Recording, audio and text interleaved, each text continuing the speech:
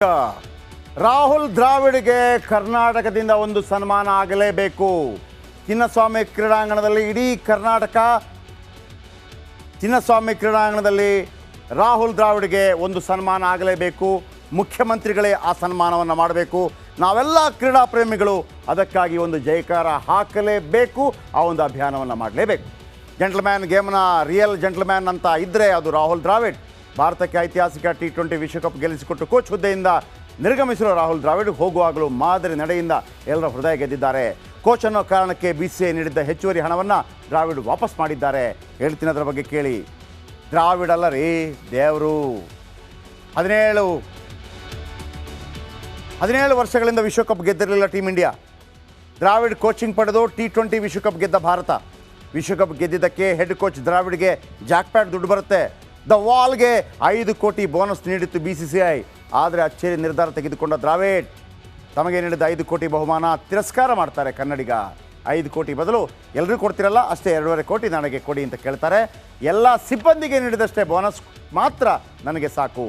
ವಿಶ್ವಕಪ್ ಗೆಲುವಿನಲ್ಲಿ ಎಲ್ಲ ಸಿಬ್ಬಂದಿಯ ಪಾತ್ರ ಸಮಾನ ಇದೆ. ಆಗ ನಾನು 5 ಕೋಟಿ ಪಡೆದುಕೊಂಡರೆ ಸರಿ ಇರಲ್ಲ. ಎಲ್ರಿಗೂ ಸಮಾನವಾಗಿರಬೇಕು. ಸಮಬಾಳು ಸಮಪಾಲು, ತಾರತಮ್ಯ ಬೇಡ. ಎಲ್ರಿಗೂ ಸಮಾನ ಬೋನಸ್ ನೀಡಿ 2.5 ಕೋಟಿ. BCCI ಬಾಸ್ಗಳ ಮುಂದೆ ರಾಹುಲ್ ದ್ರಾವಿಡ್ ಮನವಿ ಮಾಡ್ಕೋತಾರೆ. ಬಂದಿರೋ ದುಡ್ಡನ್ನು 5 ಕೋಟಿ ಬೇಡ, 2.5 ಕೋಟಿ ಸಾಕು. ಕೊನೆಗೆ ದ್ರಾವಿಡ್ ಮನವಿ ಪುರಸ್ಕರಿಸಿದ BCCI. ಅಂಡರ್ 19 ವಿಶ್ವಕಪ್ ಗೆದ್ದಾಗಲೂ ದ್ರಾವಿಡ್ ಕೋಚ್ ಆಗಿದ್ದರು. ಹೆಡ್ ಕೋಚ್ ದ್ರಾವಿಡ್ಗೆ 50 ಲಕ್ಷ, ಸಿಬ್ಬಂದಿಗೆ 20 ಲಕ್ಷ, ಆಟಗಾರಿಗೆ 30 ಲಕ್ಷ ಬಹುಮಾನ ಘೋಷಿಸಿದ BCCI. ಆಗಲೂ ದ ವಾಲ್ 20 ಲಕ್ಷ ಪಡೆದುಕೊಂಡಿದ್ರು. ಎಲ್ಲ ಸಮಾನ ಕೊಡಿ ಅಂತ ವಾಲ್ ಅಂತ ರಾಹುಲ್ ದ್ರಾವಿಡ್ಗೆ ಕರ್ನಾಟಕ ಒಂದು ಸನ್ಮಾನ ಮಾಡಬೇಡವಾ? ದ್ರಾವಿಡ್ಗೆ ಸನ್ಮಾನ ಬೇಡವಾ? ಬೇಕು ಬೇಕು.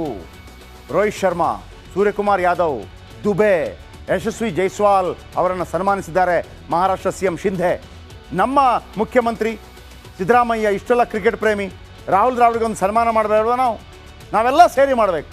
ಅದು ಕೂಡ ಚಿನ್ನಸ್ವಾಮಿ ಗ್ರೌಂಡಲ್ಲೇ ಆಗಬೇಕು. ಕುಲ್ದೀಪ್ ಯಾದವ್ಗೆ ಸನ್ಮಾನ ಮಾಡ್ತಾರೆ UP CM ಯೋಗಿ. ಸಿರಾಜ್ಗೆ ಸನ್ಮಾನ ಮಾಡ್ತಾರೆ ತೆಲಂಗಾಣ CM ರೇವಂತ್ ರೆಡ್ಡಿ. ಆದರೆ ಕನ್ನಡಿಗ ದ್ರಾವಿಡ್ಗೆ ಯಾಕೆ ಆ ಗೌರವ ಸಿಗ್ತಾ ಇಲ್ಲ? ಯಾಕೆ ಸಿಗ್ತಾ ಇಲ್ಲ?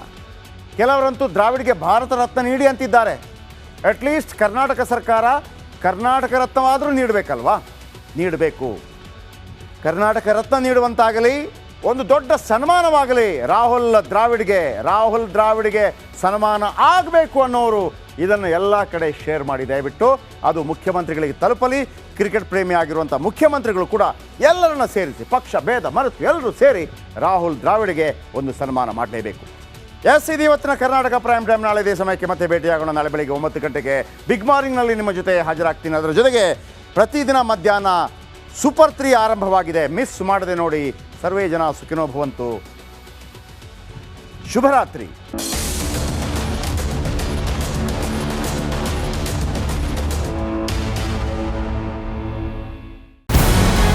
ನಮಸ್ಕಾರ.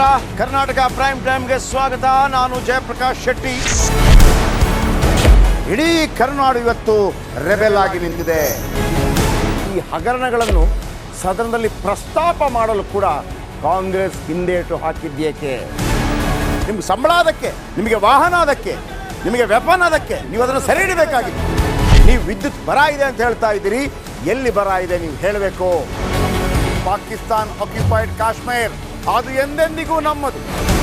40 ಮೆಷಿನ್ಗಳು ತಂದಿತ್ತು ನೋಟ್ ಎಣಿಸುವುದಕ್ಕೆ, ಅದೇ ಹಾಳಾಯಿತು. ಮಥುರಾದ ಗಲಾಟೆ ಇದೆಯಲ್ಲ, ಅದು ಸ್ಥಳೀಯವಾಗಿ ಕೂತು ಪರಿಹರಿಸಬಹುದಾದಂಥ ಕಾನೂನಿದೆ. ಗ್ಯಾರಂಟಿ ಯೋಜನೆಯಿಂದ ನಷ್ಟ ಆಗಿದೆ, ಲಾಭ ಆಗಿದೆ? ದಯವಿಟ್ಟು ಹೇಳಿ. Dawood Ibrahim most wanted criminal ಯಾವಾಗಾದ ಅಂದರೆ ಇಲ್ಲಿ ತನಕ ಭಾರತ ದೇಶದಲ್ಲಿ ಓರ್ವ ದಲಿತ ಪ್ರಧಾನಿಯಾದಂಥ ಇತಿಹಾಸವೇ ಇಲ್ಲ. ರಿಪಬ್ಲಿಕ್ ವರ್ಲ್ಡ್ ಆಪ್ ಇದು ಕೇವಲ ಅಪ್ಲಿಕೇಶನ್ ಅಲ್ಲ, ಸಮಗ್ರ ಸುದ್ದಿಗಳ ಸಂಪರ್ಕ ಮಾರ್ಗಕ್ಕೆ ಕ್ರಾಂತಿಕಾರಿ ಬದಲಾವಣೆ.